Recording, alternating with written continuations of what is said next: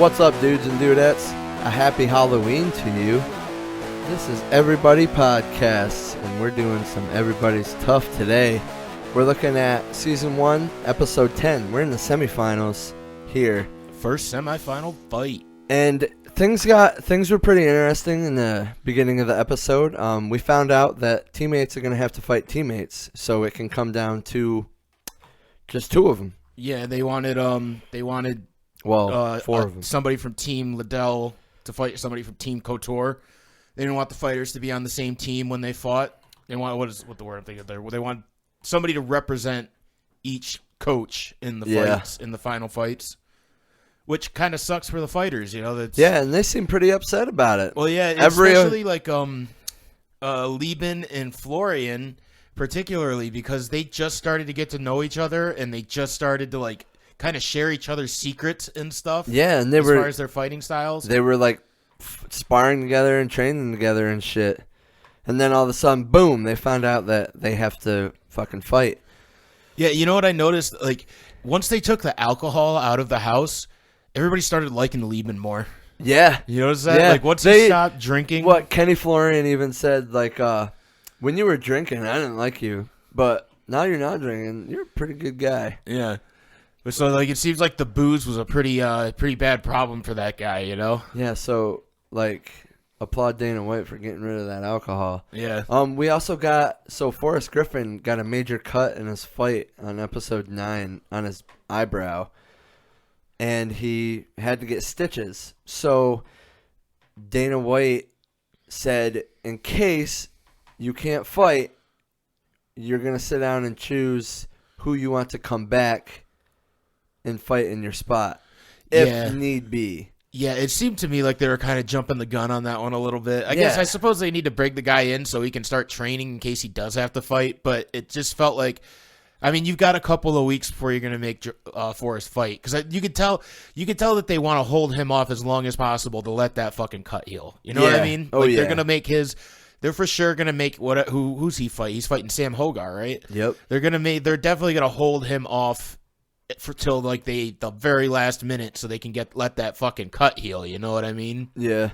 And so it's going to be, so in the semifinal, this episode, we got Chris Lieben and Kenny Florian. It ended on a doctor's stoppage. Which was really disappointing. Yes, because Chris Lieben was totally owning that fight. Yeah, dude, he was fucking laying it on Florian. Punches, constant pressure.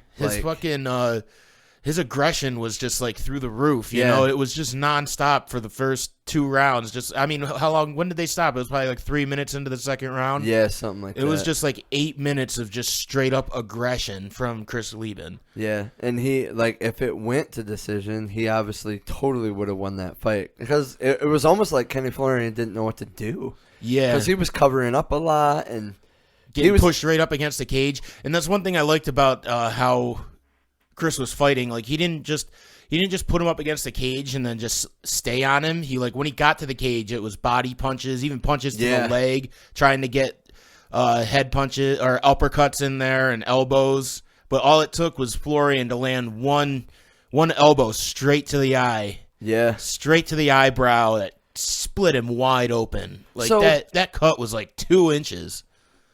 Another thing, it's a small thing I noticed when the fight was happening about who was in that gym watching the fight.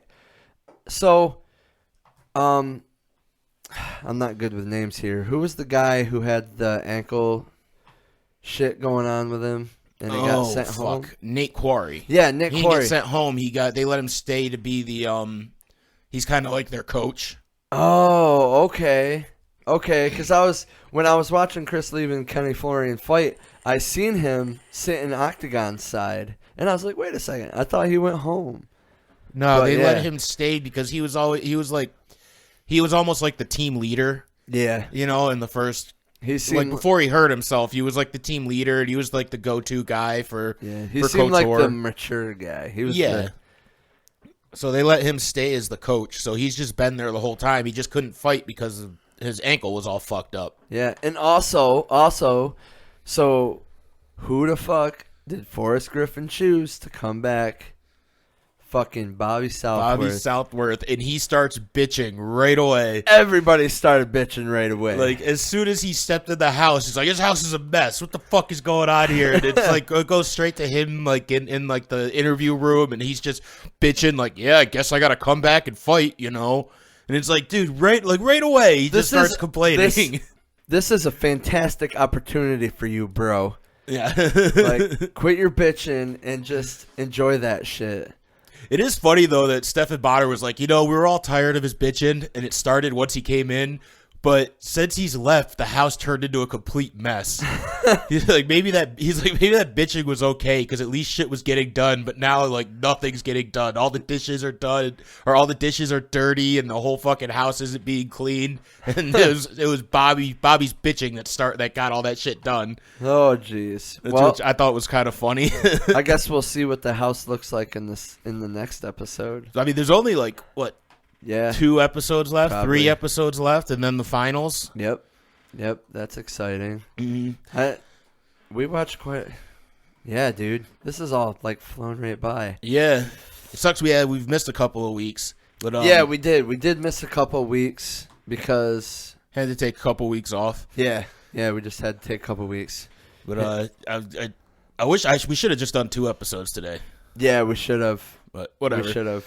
Whatever, maybe next week we'll try and get 2 in so that way we can have some on backlog. But oh shit. So the next fight's going to be they're going to do the other middleweight fight, which that's another person like when Kenny was getting ready to fight Lieben, fucking Koscheck was still just running his mouth talking shit, you know? And he kind of Chuck Liddell offered to corner for Florian. Since he's been his coach this entire time. Yeah. Since he's been in the house, Florian has been under Liddell. It almost makes no sense that he was switched over to Team KOTOR. Yeah. He pretty much wasn't on Team KOTOR. He got put over to Team KOTOR so him and Lieben could share each other's fucking fighting styles, and then they're like, well, now you guys are fighting each other, and you're going to get coached by Liddell again. It's like it doesn't make any sense. Yeah, and I felt super bad for Chris Lieben because, he lost his first fight, comes back, totally owns the fight. And then, looks great. He looked fucking great. And then ends in a doctor's stoppage. Yeah. From one strike. From one elbow, man. Just one. But that's all it takes, man. I feel like now they would let that go. Yeah, right. You know what I mean? And when I saw, what the thing is, he wiped his eyes. As soon as he wiped his eyes, I was like, oh, they're going to check that. Yeah. Like, they're going to come in and they're going to fucking look at that. Shit, dude. But I thought, because, I mean, I've watched this before. I didn't remember how this fight ended. But when the doctor first came in, I was like, oh, they're not going to stop it right now. Even this time, I was like, they're not going to stop it right now. I couldn't remember how the fight went, but I was just like, no way. It's just a fucking little bit of blood, no big deal. But they fucking, oh man, it's just so upsetting that they would call it like that. Yeah, dude. Nowadays, you just see them like fucking throw some Vaseline in there, say, all right. Yeah, get back in there. especially with the size cuts that they had. Those are like Nate Diaz cuts. Nate Diaz just gets Vaseline thrown in there. And that's what I was thinking. It felt like when Nate Diaz lost to Masvidal. Yeah, it was like, well, you're watching it, you're like, oh, he can keep going. He totally doesn't care about that cut. Yeah, and that's like the same cut he gets every fucking fight he ever has. Yeah. Look at his last fight with fucking Leon Edwards. He got the same goddamn cut. Did he? I don't remember. Yeah, he got the same cut. Yeah. But it was just at the very end of the fight. Yeah, it's just that scar tissue opening up. Once you get, especially when it happens multiple times, once you get that scar tissue there, it doesn't take much for it to just fucking split wide open. Yeah. Start pouring blood. That blood started coming fast on Chris Lieben, though. Yeah, as soon as that fucking punch landed, there was blood everywhere. Yep. There was a split second where I was like, is somebody bleeding? Oh, yeah, somebody's bleeding. Like you said, as soon as he wiped his eye. I didn't even notice there was blood until he wiped his eye. Oh, man, that was fucking... I feel bad for the guy. Yeah. He was doing so well in that fight, and it seems like he's been through a lot. He's obviously got some issues with alcoholism and... Yeah, not being able to control himself when he's intoxicated. Yeah, and it's like I don't know. He's somebody that even though he could be kind of an asshole, I kind of want to root for him. Yeah, same. I don't know.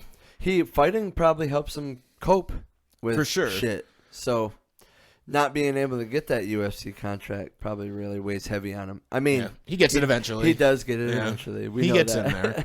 We know that. But Kenny Florian, moving on. We'll see you guys next week for who's fighting next week again? I think it's Koscheck and Sanchez. Oh yeah, okay. That'll be tight. All right, we'll see you guys later. This has been Everybody's Tough. Happy Halloween.